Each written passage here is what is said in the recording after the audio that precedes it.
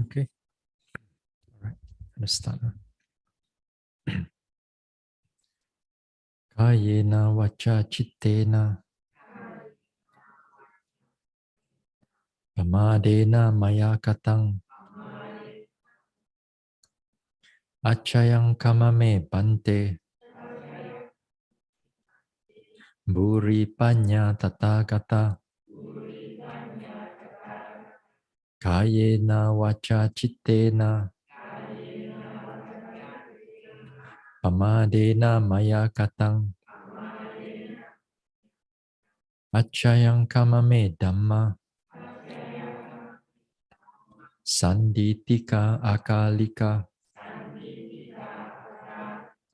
kayena vacha chittena pamadena maya katang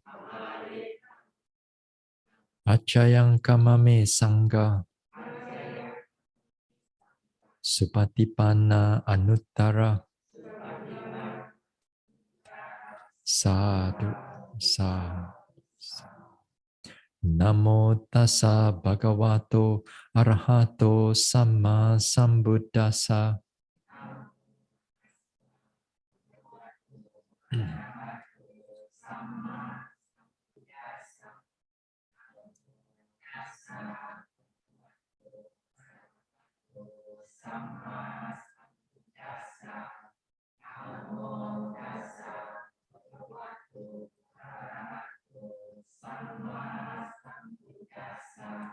Buddhang saranang gacchami. Dhammang saranang gacchami. Sanghang saranang gacchami.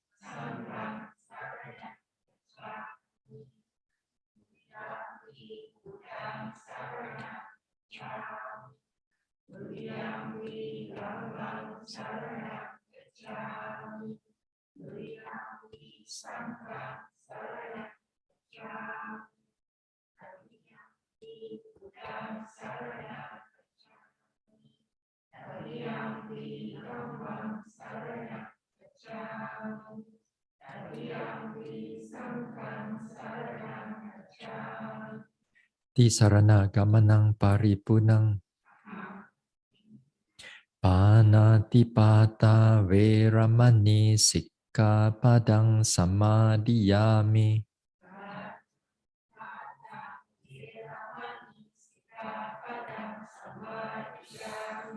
Adina dana veramani sikkhapadang samadhiyami.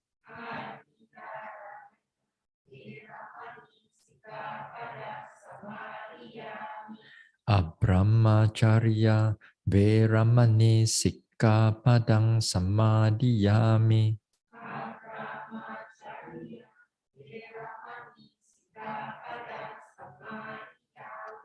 Musavada veramani sikkhapadang samadhiyami.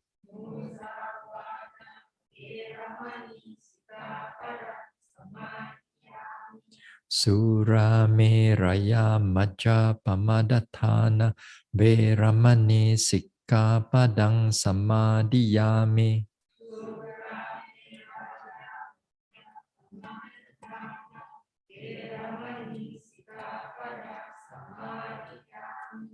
Vikala bhojana veramani sikkhapadang samadhiyami.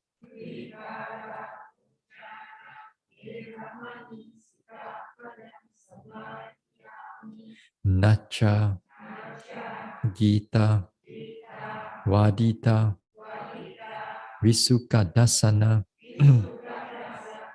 Malaganda Vilepana Dharana Mandana Vibhusanatthana Veramani sikkhapadang samadhiyami.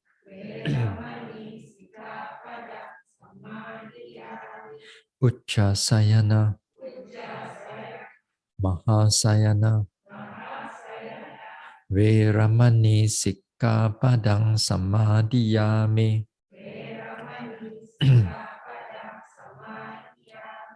Idang me silang Magapala Nyanasa Pachayo Hotu Appamadena Sampadeta.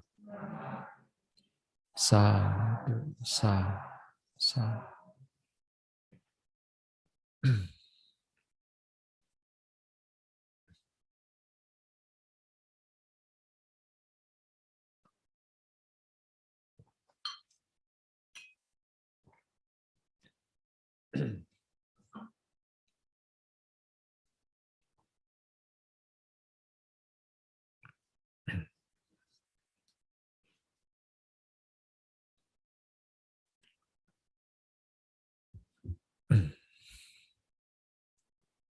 Right. Tonight we'll do a different type of guided meditation.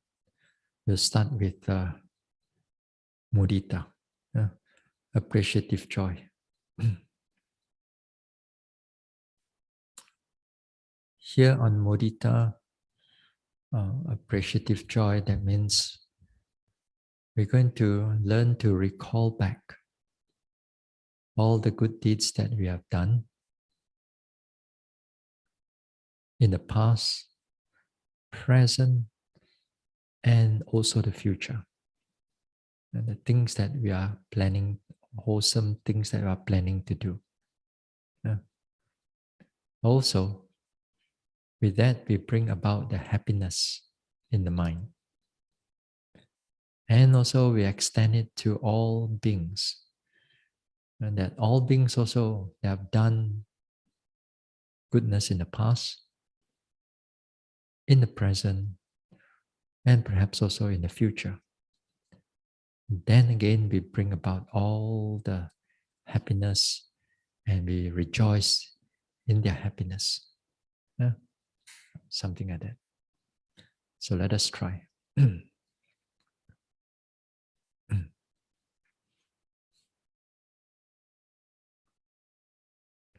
Again, we sit here. We let go of all the vipassana objects. Keep the mind calm, open, and peaceful. Let the body feel relaxed. Any tension, any tightness, we let it all go. From top of the head, relax the forehead, relax the face and neck, shoulders and arms, to the chest, to the stomach area, to the back, the spine, to the hips and buttocks, the thighs, to the knees, calves, ankles, the soles. So relax the whole body.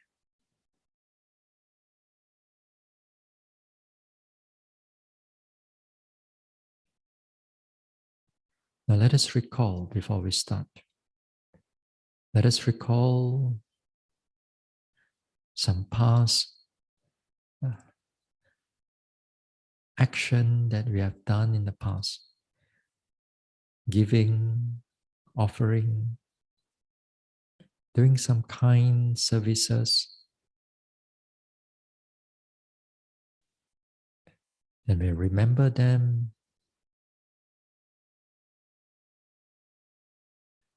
We bring about that happiness.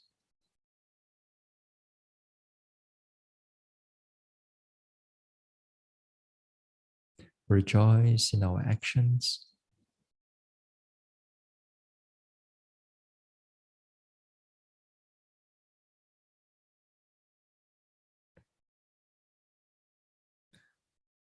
Now, let us start.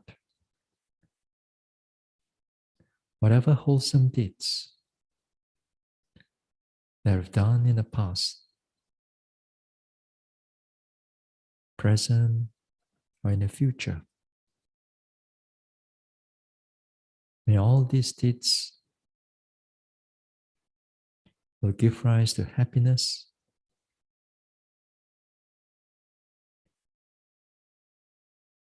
give rise to, may all their happiness may not disappear.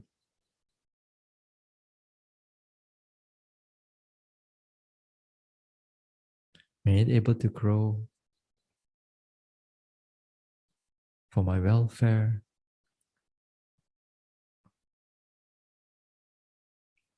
for my mental development,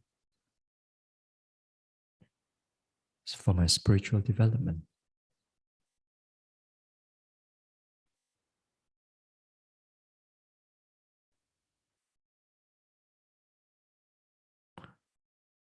Whatever wholesome deeds I've done in the past,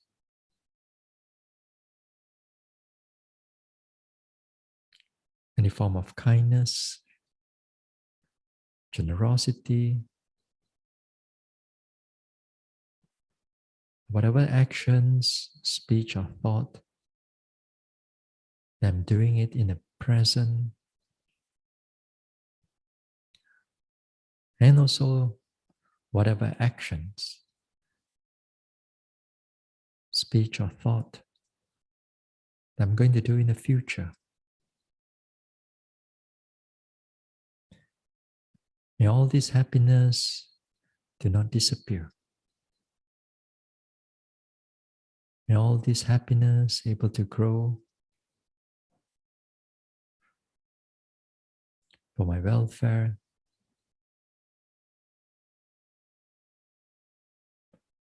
for my spiritual development, for the realization of the truth.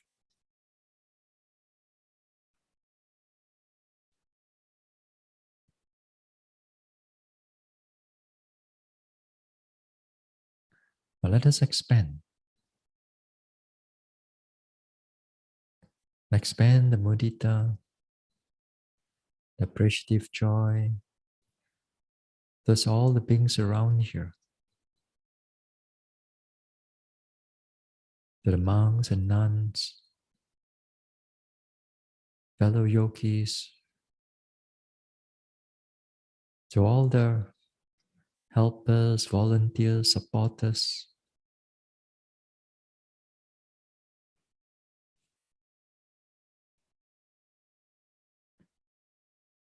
to all the guardian devas of this place, all other devas residing around here in this neighborhood,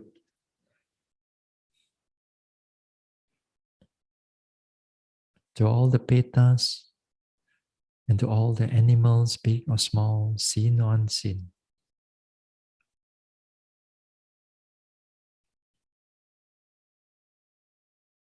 May all of us here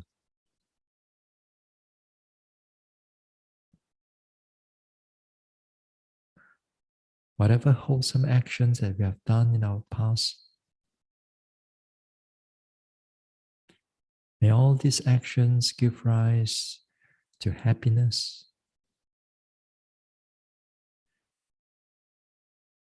May all the present actions, speech, or thought, they are doing it now. May all their happiness able to, may all their happiness do not disappear, do not, may all their future actions, speech, or wholesome thoughts, may all these deeds give rise to happiness. May all their happiness do not disappear,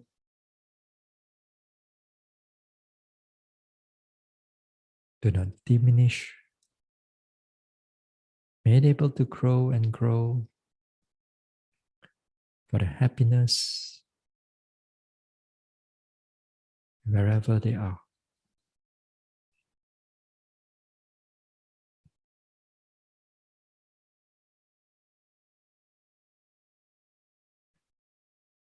Whatever deeds they have done in the past, present, or future, may all their deeds give rise to happiness, give rise to joy.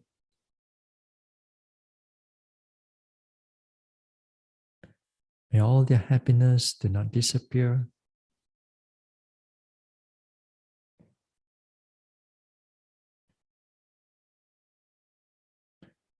May all their happiness bring them welfare.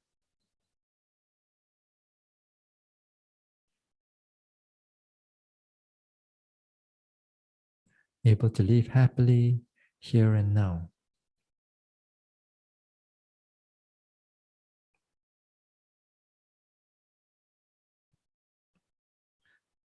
Now let us expand further. Let us expand to all the beings in this country. May they be humans or non-humans, devas, petas, animals big or small, far and near, seen or unseen.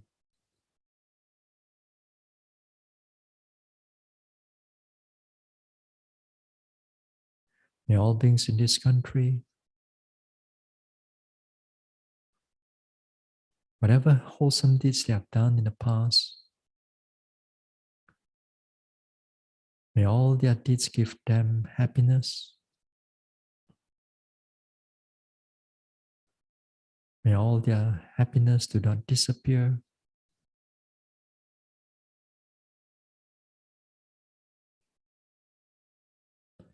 May all this happiness give them joy, living at ease here and now. May all their present, may all their present deeds they have done, they are doing in the present, or that they will do in the future, may all these deeds give them happiness, give them joy. May all their joy, their happiness do not disappear, do not diminish. May all these deeds provide happiness for them, provide welfare wherever they are.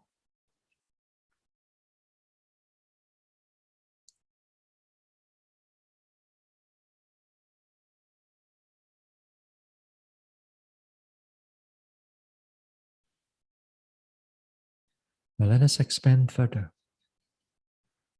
Let us expand to all beings in this world. May they be our loved ones near or far away,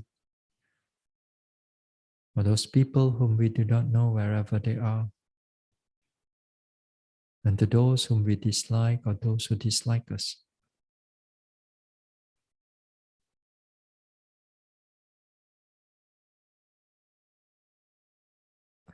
To all the guardian devas of the sasana, to all other devas residing in this world, to all the petas, to all the animals, big or small, far or near, seen or unseen.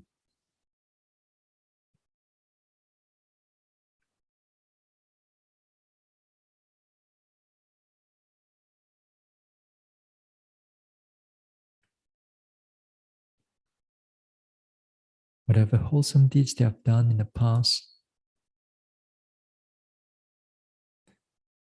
may all these wholesome deeds do not disappear. May all their happiness do not disappear.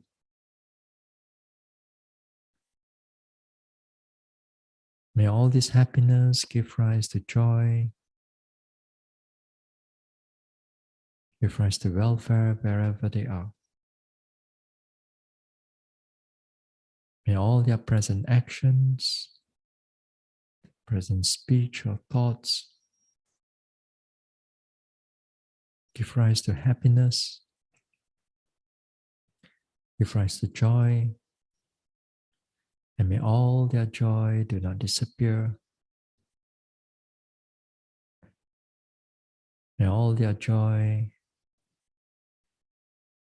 enable them to live in peace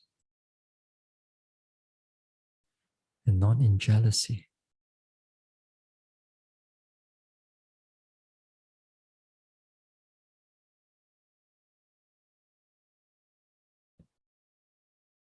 Whatever future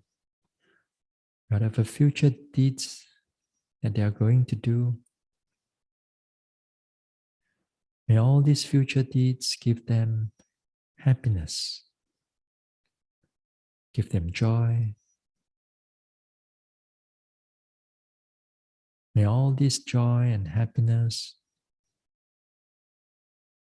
do not disappear, do not diminish. May they all able to live in peace, in happiness, wherever they are.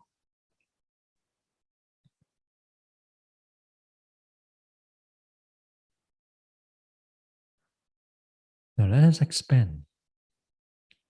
Let us expand our mudita, our happiness, appreciative, this appreciative joy to all beings, without condition, without boundary. To all beings in this universe or universes, to all the beings from the highest planes of existence down to the lowest plane of existence, to all the beings in all the world systems.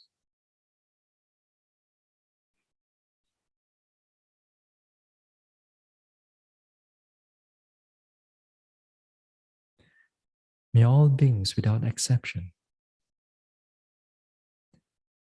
whatever deeds they have done in the past, may all these deeds give them happiness, give them joy. May all this happiness do not disappear, do not diminish.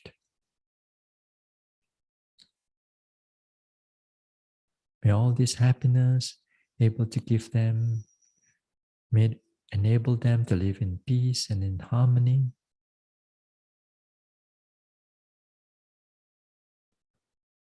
Whatever present or future deeds that they are doing or going to do,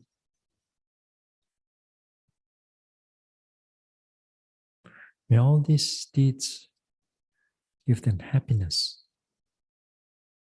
give them joy, and may all their joy do not disappear. May all their joy able to carry on so that all beings able to live in happiness and in joy, live in peace and in harmony with themselves and with all beings.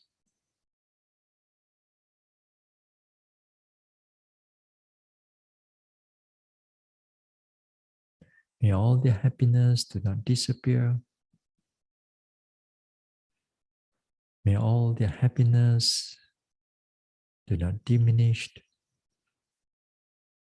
May all their happiness give rise to joy,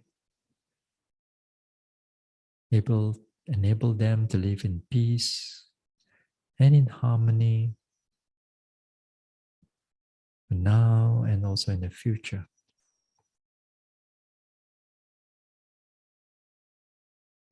May all beings be happy. May all beings be happy.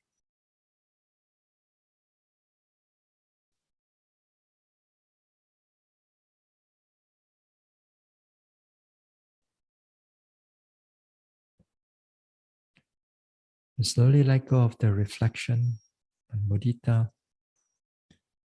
And we bring back the mind to the present moment, to the body.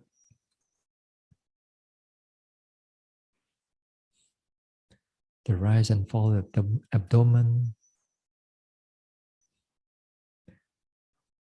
Then we can slowly open our eyes.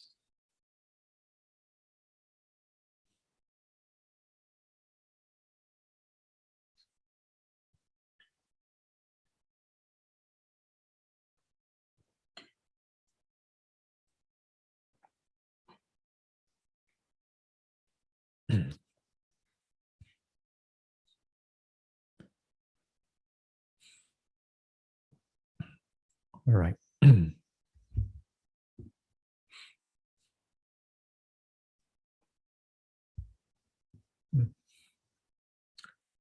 So we have already done metta, karuna. Now we start with mudita. We already done death. We already done 32 parts of the body. See what else we're going to do later. So a little bit more than 1 month to go. All right, let's see. So on Wednesday, on Tuesday, we were looking into the mental agitation connected with skeptical doubt or connected with self-doubt. Yeah? As I said, there are many ways we can talk about this skeptical doubt. Well, skeptical doubt here is the spiritual type of doubt. That it falls under doubting about the Buddha, the Dhamma, the Sangha, and also doubting about the training, Sikha. Sikha here divided into 3, Sila, Samadhi, and Panya. So you can in other words, you can doubt the virtue or the morality, or you can doubt Samadhi, or you can doubt Panya. In other words, you doubt the Noble Eightfold Path. In a way, So this type of doubt arises when one do not have much confidence. And here we can talk about, I gave a few examples about the everyday type of doubt connected, for example, like connected with the Sangha. If you place your confidence in the individual, in the personality, rather than in the qualities of the Sangha, then you might feel hurt because it will come with attachment. It become like a cult figure rather than a spiritual development. Even when we place the qualities of the Buddha, we place it on its qualities. Because also in the past, there's only not just one Buddha, but in the past there are also numerous Buddhas. They too have these qualities. So next time in the future, there'll be Buddhas to come.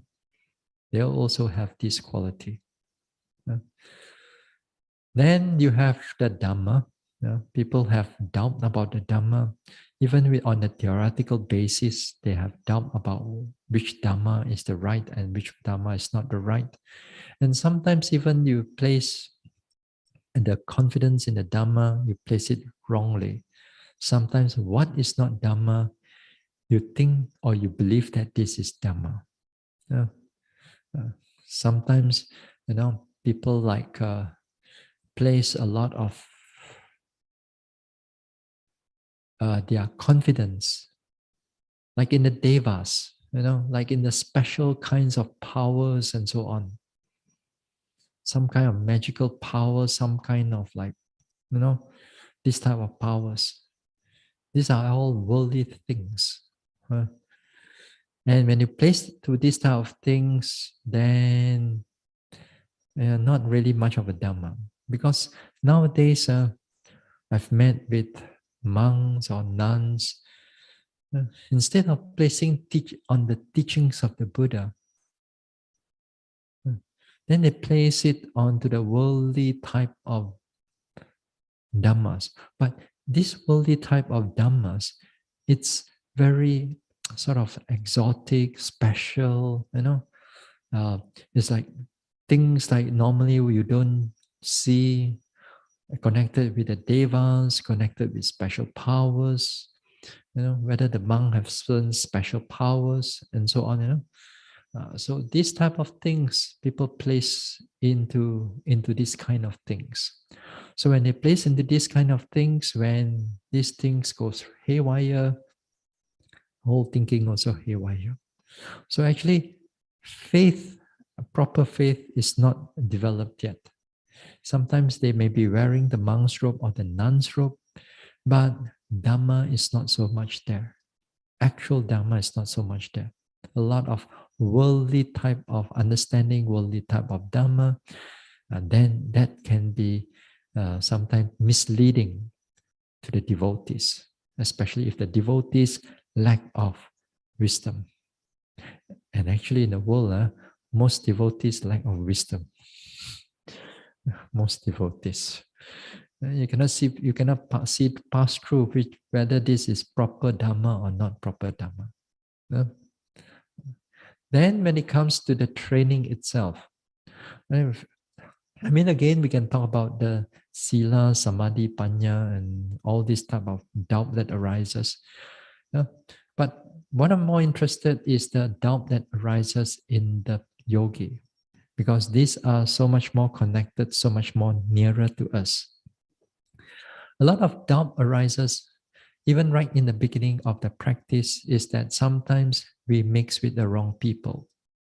We mix with the wrong people, and then they put all kinds of doubt into you that this practice is not right, this practice not taught by the Buddha, this practice is very old already, we got new practice, we got more special practice, this practice, this meditation you do, you're gonna have special power, you're gonna have able to see the lights, able to 2 weeks, within 2 or 3 weeks you can get jhana already, guarantee or money back. Nowadays, they have all kinds of things, Then we mix with all these type of people. Then, of course, right in the beginning, you're already doubtful already. Very doubtful because sometimes there are monks or nuns or certain lay people begin to preach that that it's not necessary to see all this type of pain. What for you come into the meditation and you see more pain? Life is already so much dukkha already. Why more pain? Then the yogi, without much wisdom, they believe it. Then they believe that, oh, it must be true. Life is full of dukkha. Why for we go through all this stuff, pain? Then here again, even right in the beginning, that all this, sometimes this wind element sensation and all that thing, a lot of times even the Buddha, even the Buddhist devotees and also monks or nuns, they don't trust all this type of phenomena that's happening within the mind and body. They have doubts that what for you can pay attention to all this rising, falling, in breath, out breath, and so on. There's nothing for you to see there. So a lot of times when we tell yogis, or you tell people that these things, when you go deeper, you can notice more and more phenomena that's actually happening within this mind and body. But a lot of times the Buddhist devotees already close their mind. So when they close their mind, they do not want to hear you.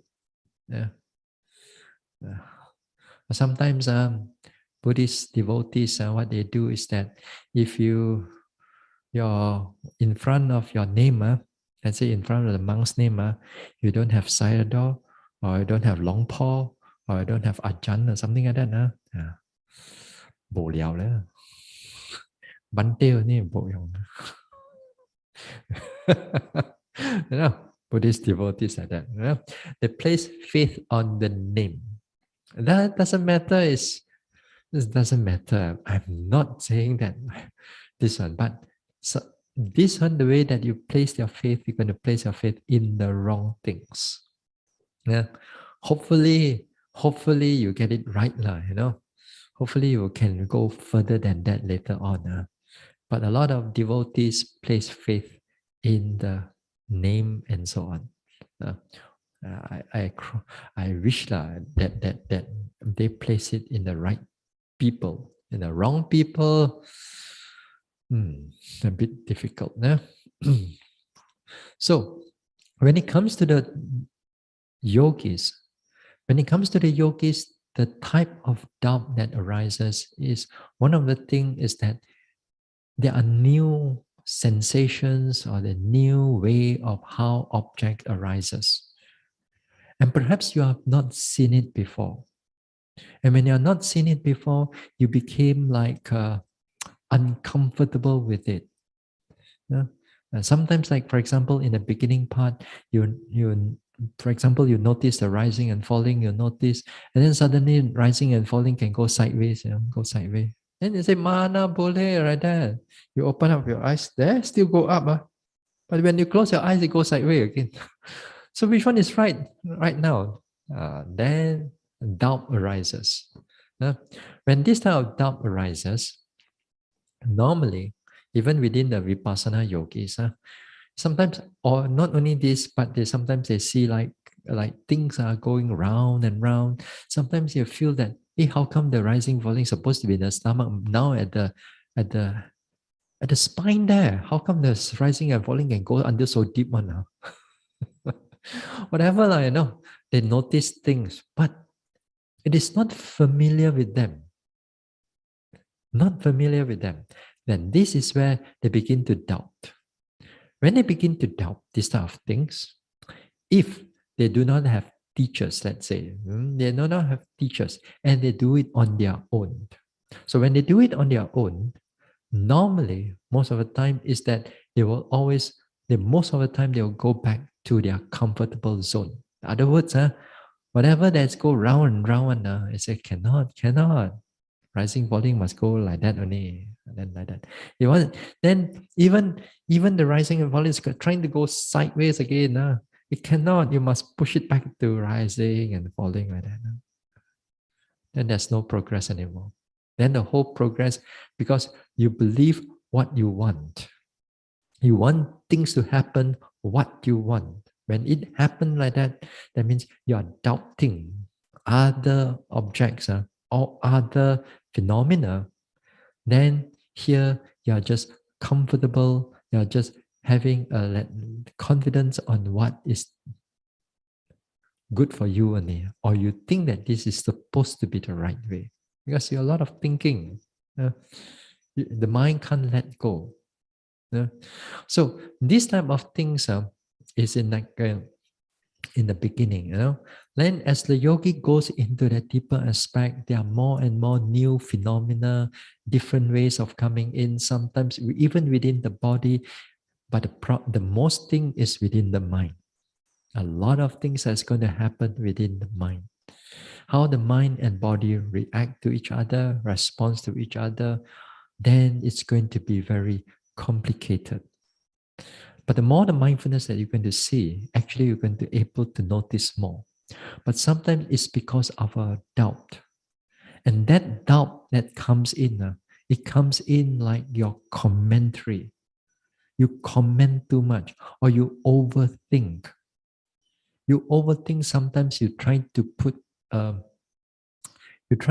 Abhidhamma beside you while you're meditating, or you put your sutta beside you when you're meditating. And some people put the 16 insight knowledge beside them while they're meditating. And that is when they meditate a little bit and they say, how come it is not following the text? When it's not following the text, then they felt that this one is not right. They felt that this is not right. This is not insight. This is not insight knowledge. I want the insight knowledge. Now, things already happened right in front of them, but they are not confident to noticing what is going on. They are confident is what somebody else write or written inside there. Uh, all the books, they are just guidelines only. You are the one who go and see everything what is happening there. We can tell you a lot of the structure, what is going on, but you have to fill in all the necessary details by going through all your meditation. So, so sometimes, like for example, that things getting faster, changing faster, like 3 or 4 experiences of things are coming in together. When it happen together at all at one go, then again sometimes you fall back to your theory that you think that the mind can only take one object at one time. Then this thing cannot happen. When this thing cannot happen, then you just want to see one thing at one time, because why? You want to follow your theory. You doubt what you are actually observing.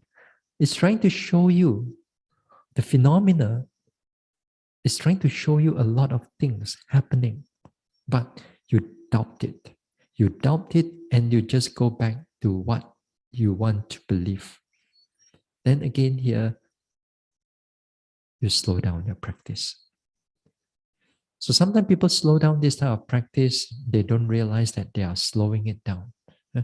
All you need to do is just open up and pay attention whatever that arises here. Uh, Then also like for example, changing of objects. Sometimes, as I said, some vipassana yogis are not comfortable in taking up sitting, touching, or other phenomena. They're only comfortable with the rising and falling. Yeah, they thought that all the insights that only can come through the rising and falling. All other phenomena cannot arise inside. So when they take up, they take up like, for example, sitting, touching. They have no confidence sitting and touching. They use sitting and touching as just waiting for the rising and falling to come back. They don't really scrutinize the rising, sitting and touching, because the mind has doubtful or lack of confidence on the sitting and touching. Or maybe like other sensation or itchiness that comes in. Their lack of confidence on noting all this type of object, because they felt that this type of object do not give insight, or do not able to see anicca, dukkha, anatta. Only rising, falling only can see.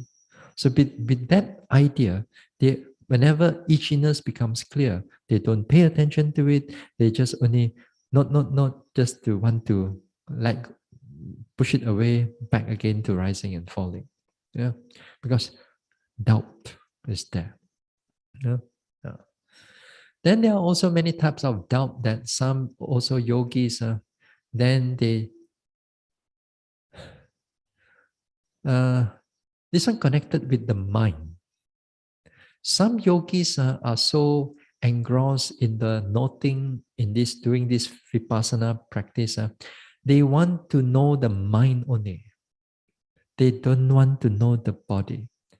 Whenever the body sensation arises in the body, they don't want to see it. They thought that looking at the mind is more higher than the body. So anything that you pay attention to the body, then the body, they're doubtful about the objects of the body, because that sometimes they already believe that after all, enlightenment is going to happen in the mind after all. What for looking at the body? Then because of the devotees and this type of yogis have no understanding, then of course they believe these type of words. Then when the yogi practice, let's say some of the yogi begin to practice and the mindfulness starts become clear.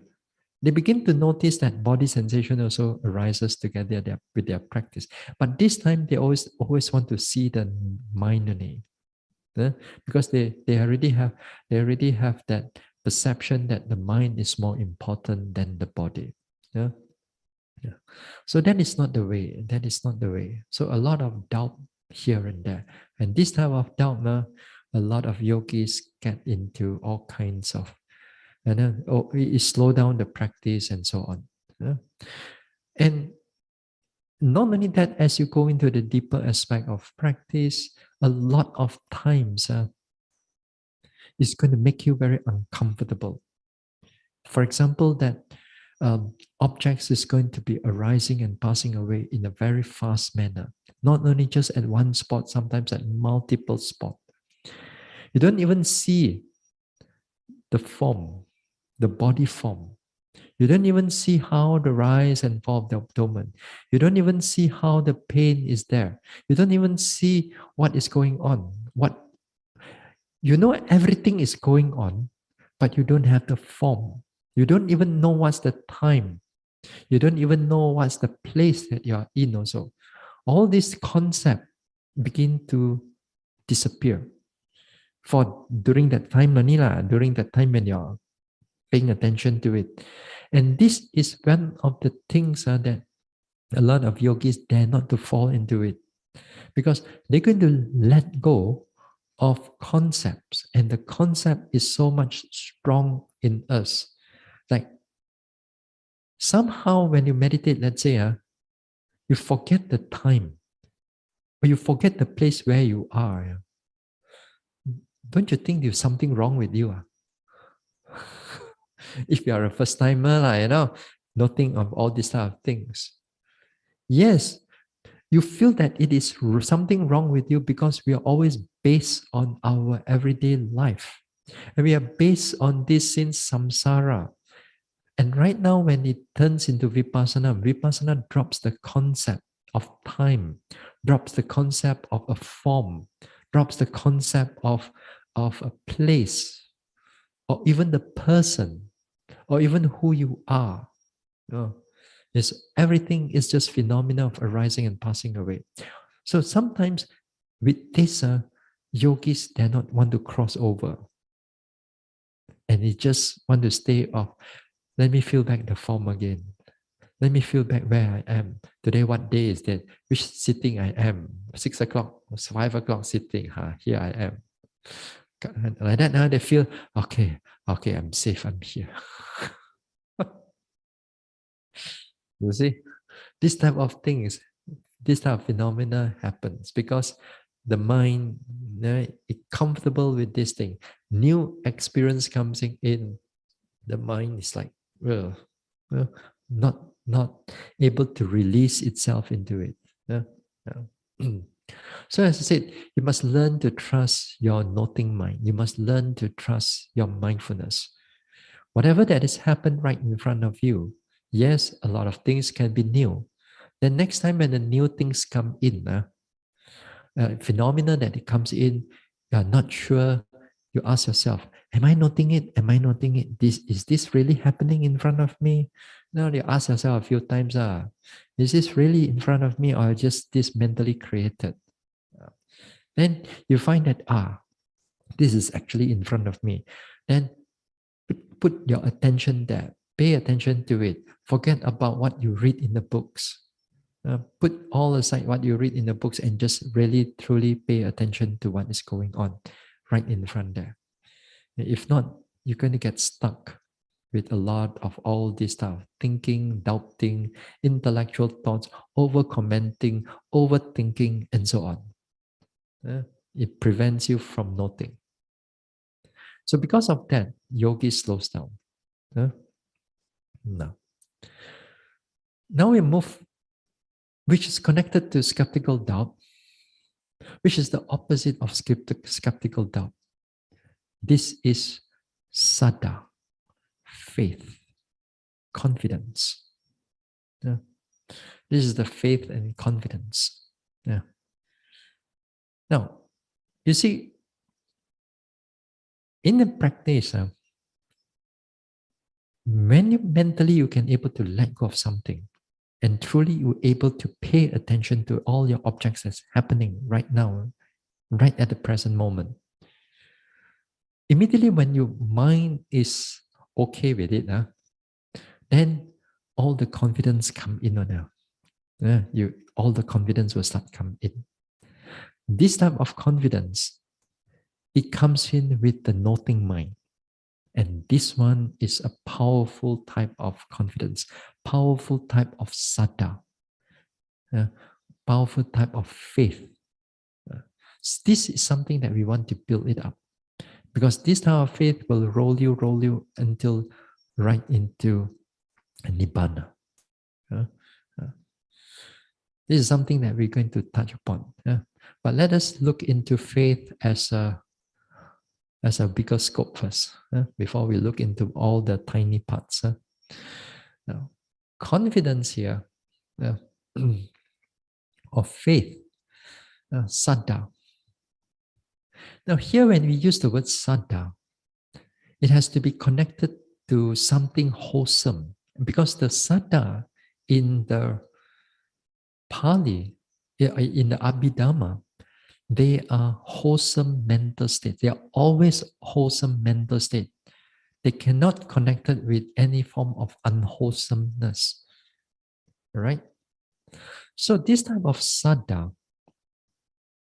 and the worldly type of confidence, they are two different things. This one is a spiritual confidence, spiritual faith, not religious faith, Okay?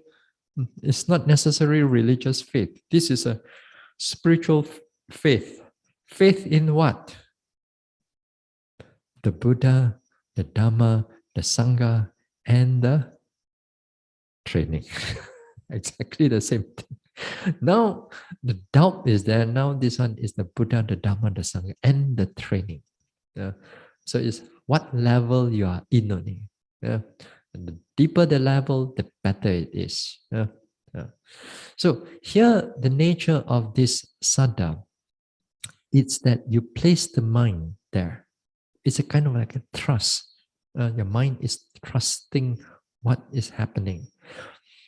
But the object that you put your trust on, that object has to be able, it's wholesome object. And that wholesome object also can bring about enlightenment. Can bring about enlightenment. Not necessarily all wholesome, but it has to be have wholesome object. If you place confidence, let's say a worldly confidence into, let's say, um, you take this medicine and it cure you. Then somebody else who have that illness, for example, you recommend you promise them everything you promise that you eat sure good one. You see, I with that sickness I have very confident in that particular medicine or that particular supplement. So you eat, then you will also get better. Because you have experienced it yourself. Now, this type of confidence, this is worldly confidence. No matter how much you believe in that medicine, pun tak boleh sampai nibbana lah. You get what I mean now? So it is a confidence, but it cannot bring you to, it cannot give rise to nibbana. All right? So if even you place confidence, if you place faith into something that is not there, but you believe that is there, especially for the word like big, something almighty up there, or some beings up there, some almighty beings and so on, then when you place your faith into it, that faith into it, and then when you believe that they exist, this type of special creator, able to exist, God and so on, whatever you want to call it. Sometimes it's like a universal consciousness. Sometimes it's your chakra lah, you believe. Sometimes it's your what else? What do you do? Qigong lah and all that thing lah, you believe lah. This chakra and that chakra. The problem is that the problem is that some of these things, they do exist. Not to say they don't exist. Some actually don't exist, but you believe that it exists, so you place faith also. Some things you believe that it exists and it actually exists, but what the next thing is that you wrongly understood it as they are eternal. They are eternal, they are self. Then it becomes problematic. Then that time, what is not eternal? What is changing, but you believe that it is eternal? What is actually dukkha? You believe that this is sukha. Because the mind wants to believe what it wants to believe. And it wants to believe usually not impermanence, not dukkha, and what is non-self. It wants to believe what is perpetual happiness. Uh, uh, happily ever after. Soulmate. Whatever you want. Uh, so you want those this, but you believe in those type of things. Then it becomes problematic. Anyway, you put that aside first. Now the thing is that you put on all these type of things, you put your faith in this type of things. These type of things cannot bring you out of enlightenment. It will still keep you in samsara. It may give rise to some happiness, maybe. It may give rise to some happiness, but it's not going to bring you out of samsara. Okay, so certain things like, again, a lot of things that in the worldly things that you may have a lot of happiness because you did it, it gives rise to happiness to you. Then whether it's wholesome or unwholesome, a lot of times it can be worldly. Because sometimes it could be you believe in something that is not there. And perhaps there's a belief there is God, or something there is a creator. Once you believe that is creator, but the creator says that, okay, you must do good. So you do good. Although you do good right now, you have faith in doing good, but also you have faith in the wrong things.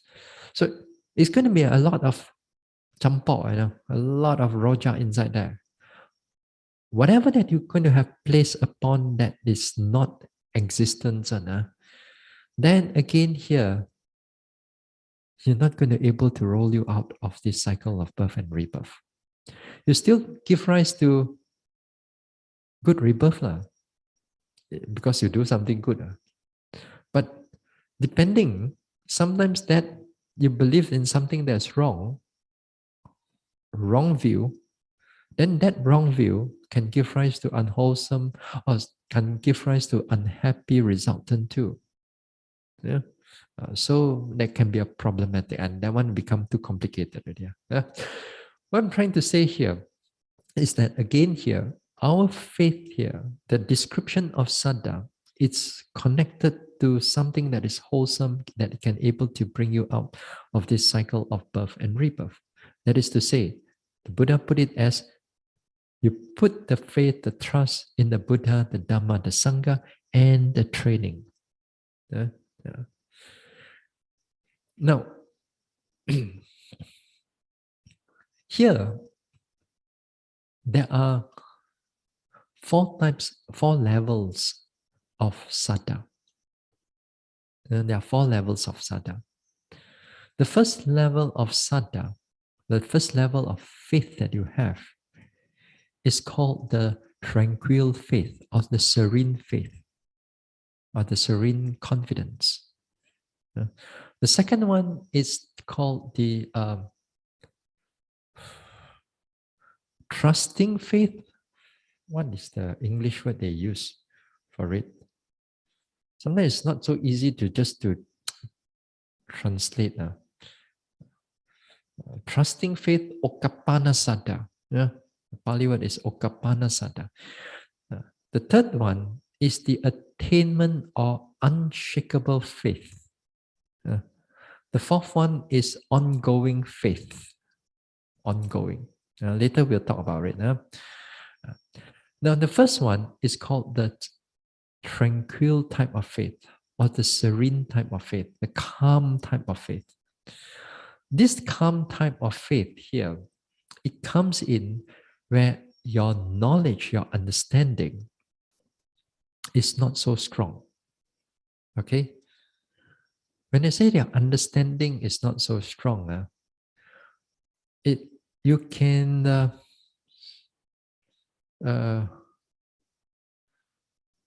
I think even you know the whole Tipitaka also.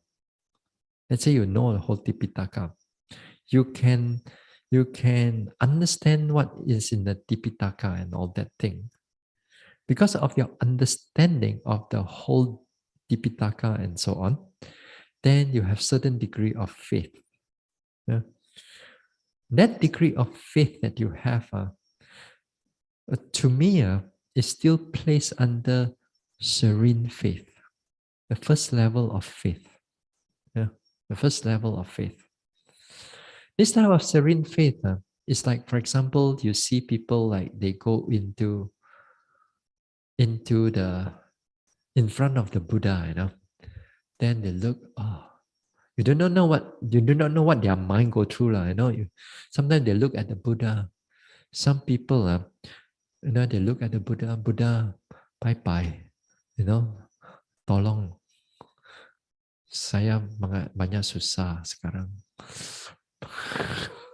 You you pray and you pray, and then you feel that you want to get some benefit from the Buddha, you want some this one from the Buddha and so on. Well, that a little bit of faith, but also a lot of greed also, Sometimes there are some people, a little bit better is that they go in front of Buddha, and then their mind, for example, their mind is totally like clear. It's like the whole mind and the body is here, and then they just look at the Buddha as if the Buddha is still alive. There are a lot of people with this type of strong faith. With this type of strong faith, they have this type of way of how they put themselves in front of the Buddha, and then anything that is the Buddha, they felt very connected to the object. They felt very connected to the object. So they have a lot of that. So when the mind is there, the mind is clear from all the doubts, clear from all the thinking. The mind is like the Hokkien says "cheng sim," the mind is very purified, very clear in that sense. So the nature of faith is like the what the commentary. They put it like when you those days you want to purify water, you throw a kind of what we call alum. You throw into it, then whatever the muddy water is there, then all the mud, everything will go down, and then it will leave a very clear water. Nowadays, we don't really use that anymore. Nowadays, we use filter, your water filter. We use filter. So, if you use a good filter, then it filters out all the thoughts and everything, all the sediments and everything, and you have a good filter. When it comes out, it's very purified. Then you can able to drink those water. So nowadays we have this type of things. So saddha also the same thing. When the mind is there, when the saddha is there, then all the thoughts and all the agitation of the mind, all the skeptical doubt is just aside. It's just put aside. It's just like when you're able to know that your rising, falling can go so many ways, then that time you don't think about it already. You know that it can able to happen. Then the the time your thinking, your doubting, and so on is all put aside. Then the mind is truly pay attention to what is going on. The mind is clear from all the agitation and thoughts and so on. So the thing is that sometimes when the faith is there, even in a very beginner's level, especially for a lot of Buddhist devotees, is that type of faith. It's called serene faith. They are there. The mind is totally trust. But their attention is there. The mind is really clear from all the unwholesome thoughts, and the mind is only there. You can see all these type of things externally. You go to a temple, you go to a Buddhist temple, and so on. You can notice these type of things. They have a little bit of knowledge. They have some knowledge or a little bit of knowledge, but because of their knowledge, because of their nature of faith, this type of faith can be quite can be quite strong. Uh, uh, all of us starts off from that like that. Don't underestimate these type of things.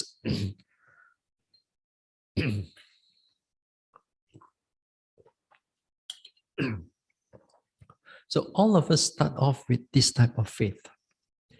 Yeah, you are not going to start off with vipassana here and yeah, no, we start off with this type of faith, a little bit here and there. When we started off, whether when you are young, whether you are still, when your parents are training you, bye bye, bye bye, and all that, and then you already started with this type of things with the Buddha and so on. You already place a little bit of faith. They are still in a way, not much of understanding what is going on. So this is called the serene faith. Now, even you have a lot of knowledge about Buddhism. Let's say you have a lot of knowledge about Buddhism. That also, for me, is still categorized with serene faith also. Although it is better because that you are not so easily swayed away, because due to your theoretical understanding about the Dhamma. Whereas the one that lack of at least the theory part or the reflective part, then that one can easily sway away because that faith is not so strong yet. It kind of like, when people tell them about something even better, then their trust in the Buddha, the Dhamma, the Sangha can be easily swayed to listening to something like the Deva, like the power and all that thing. They can easily sway to that because of lack of understanding. People with more knowledge, they have the chances are still there, but perhaps it's more difficult because of they have certain degree of knowledge. So all of that thing, I still categorize them as first level of faith, the serene type of faith. The second type of faith, the second type of sada arises called the second type of sada called the trusting faith. Now, this trusting faith comes with mental development. That means it comes with insight or development of jhana. Okay, it comes with insight or development of jhana, right?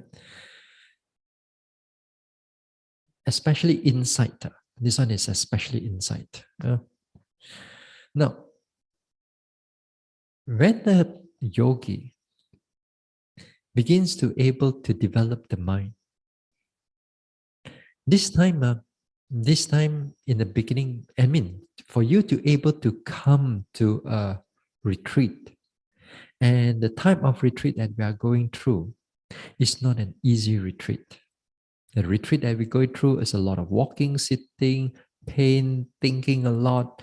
You have you have different people and so on, and yet you have to navigate yourself into it for you to able to progress. And all your faith that you have, is already brought you to come to develop the mind, or you try you try your best to develop the mind. And let's say you can you are able to develop and you're able to walk, sit, you put in the effort and development starts come in.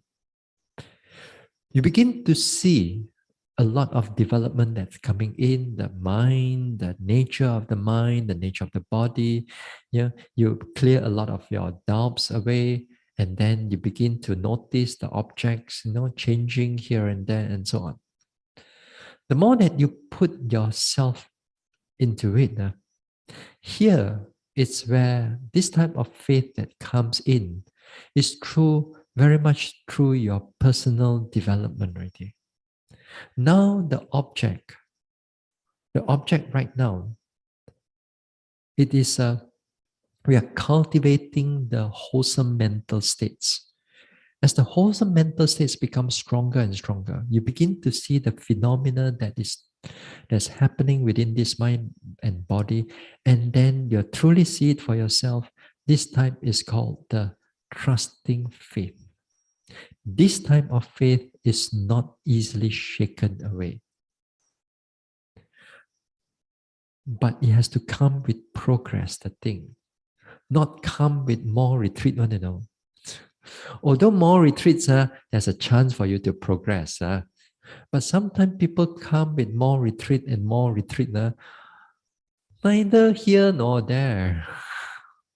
Uh, Neither here nor there. They don't really put an effort into development. They don't really actually make the effort into progressing the mind. They come in just like passing through like holiday, like I mean, I wouldn't say it's a waste of time lah. I mean, it's still wholesome compared for you to stay at home. There are all kinds of wrong things. Even you come here, I mean, you come to wherever you're going, wherever in the retreat place, and then you try to develop it a little bit here and there.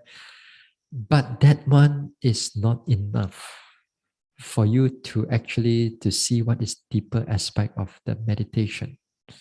So the deeper aspect of the meditation has come with the progress. Even that you come in one retreat, that you already have progress, then that time you wouldn't even think of like doing other meditation here and there.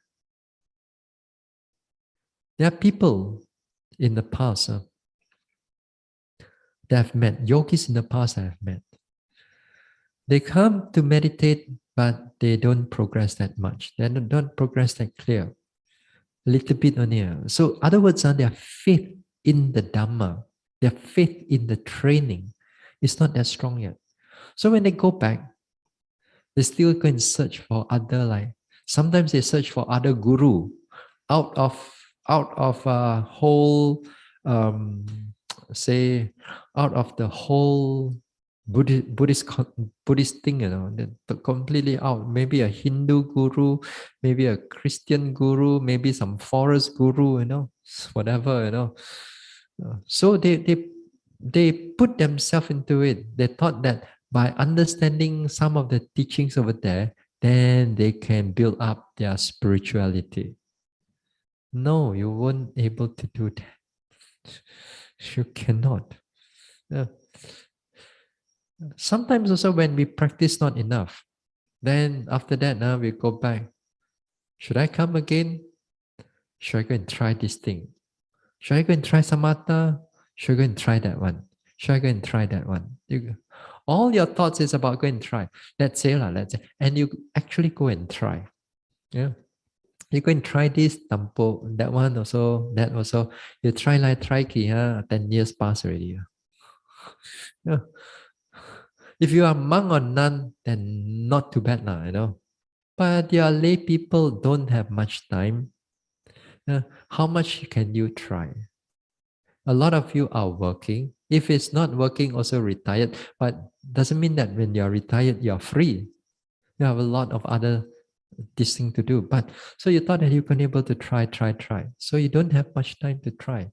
So other words, the confidence in the practice is not that strong yet. So as you begin to go further into the development, the further that you go, the further that you go deeper into it, then you actually know that this meditation actually works. Uh, it's actually work. It actually can develop the mind. The mindfulness become very strong. The concentration become very powerful. Penetration of mind become very powerful. You see it for yourself, then that type of trust on the training becomes so powerful. Then only you can begin to realize the true nature of Dhamma. Then you only can realize that how powerful the Buddha is, and so on. Only when you begin to see these type of things. Uh, uh, so this comes with the progress of insight, especially. Yeah. But if you are in the samatha practice, uh, then if you can able to develop with that, and actually you can able to see the true jhana, not some form of jhana, just calm and peaceful. Everything is jhana already. It's not just like that. You can able to go further and truly able to see it. That again, it give rise to also a very deep, strong faith in the practice also. Uh,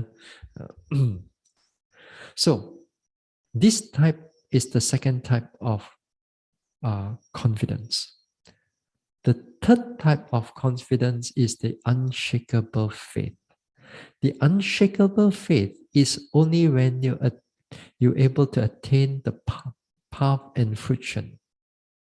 The path and friction here, the path and friction consciousness, is these two consciousness that can able to see nibbana or able to realize nibbana, cessation, the ending of dukkha, cessation, stopping of all this arising and passing away.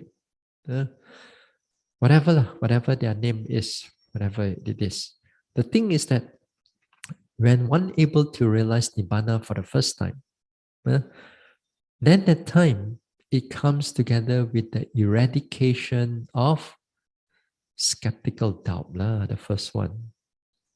First one, skeptical doubt is gone. Second one, the wrong view also is gone. And the wrong view is divided into attachment to all the, we think that I, personality view, and they think that I must be permanent, I must be uh, uh, pleasant, the I is there, and so on. All the personality view also gone. And then another type of wrong view is you believe that certain rites and rituals that are going to give rise to all kinds of enlightenment. All these things out first. So the enlightenment give overcomes these two, the wrong view and the skeptical doubt. Without these two removed, there's no unshakable faith. When we say unshakable faith, it does not mean that whole day you feel like, wow, like that one, oh, beto one, it's not like that, it's not like that. It's not like you carry a banner and you want to rush into a war with your defilements and all. Not, oh, not like that. Unshakable faith is not like that. Unshakable faith comes in with eradication. Of course, with the eradication, also you have come in with all the insight and all the seeing truly the impermanence, the dukkha, the anatta. You see so many ways that the mind already been conditioned into seeing the truth. And it goes into so deep, and until you can able to, when the mind is mature, it can able to eradicate. So when it eradicates, then their confidence is unshakable, because that time the Buddha says, you will not going to look for other teachers anymore, except the truth, except the teachers that provide you that truth. Yeah. All other forms of guru and all that thing is maybe a side hustle, maybe a little bit of just to understand what people do and so on. But you're not going to fall into that those teachings already. You know, but you don't fall into that teaching. You can study about them, but you cannot fall into them. Yeah. You can read about all your chakra and everything, and yet you don't fall into them. You don't, yeah, just only worldly knowledge, and you know how to categorize them. Yeah. You want to do your qigong and everything, you only do it for exercise only. But you don't believe that this chi is permanent, is going to go out everywhere in the whole universe, and the universe is going to come into me and all these things. No, you don't going to believe that anymore. Yeah. You believe that there is wind element, yeah, which is everything moving ma. Moving is what? Wind element, no, the Buddha says. You Chinese call it, we call it chi only, yeah. But it's only wind element. So whatever that is going on, we understand that all these things are not permanent. So other words, when this unshakable faith is truly achieved, that means all the insight has come to maturity, then that is where unshakable faith is there. But that is not the end yet, because other defilements are not, has not eradicated yet. It's only these first two.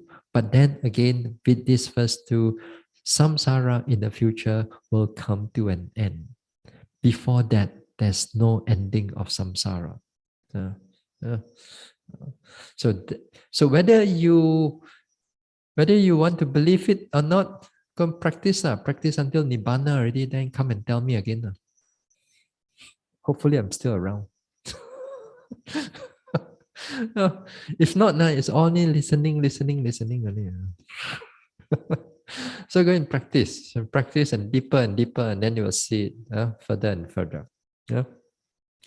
The next one, the fourth one, is called the ongoing faith or oncoming faith, adhigama, saddha. This one, it belongs to the Buddha, it belongs to the Bodhisattva. An actual bodhisattva, not nowadays. Anybody also want to become bodhisattva. Also, no.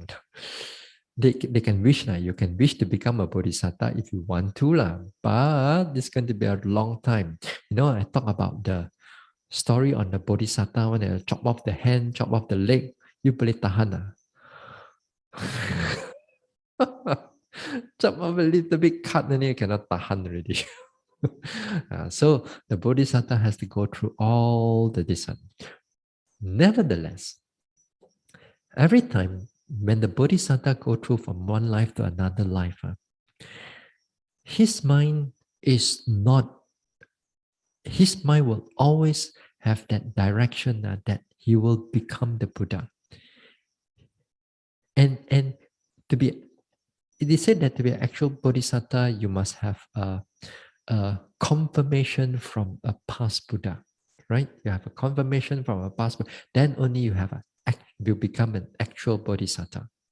Okay, if before that you can wish for it, you can think about it, you can talk about it, you can act upon it, also can. Then also they said that that one also they says that this one also going to take a long time. A long time. There are some books that mention it, Chronicles of the Buddha. They are not only talk about when you get the proclamation, they also talk about before what happened. So that before what happened, that means you have to talk about it, you have to think about it, you have to act upon it. Then only after many eons of lifetime already, then only you come into, perhaps when you meet the Buddha, then the Buddha look at you, look at the future, boleh, can. Then they give you.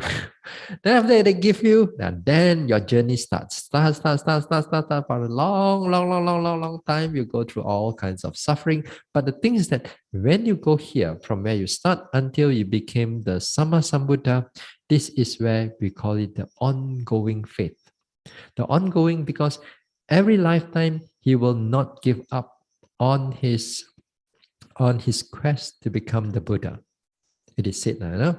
So he will keep on going and going and going and going, life after life, life after life, life after. Whether he meet with the other Buddhas or not, he will still have that direction, that goal. Yeah. That is how a bodhisattva goes through all this type of thing. So they call it the ongoing faith. the ongoing. So if you are that, then you are there, lah, you know. If you are not that, then first three will do, lah. First three will do. So make sure that the third one, especially the third one, unshakable faith. So you practice, practice, practice until the whole doubt also all gone. Even the doubt about how the vipassana practice is to be done, that also until everything is gone. That means you practice until the enlightenment is achieved. Huh? All right, so we stop here for tonight. We'll continue on tomorrow. Huh?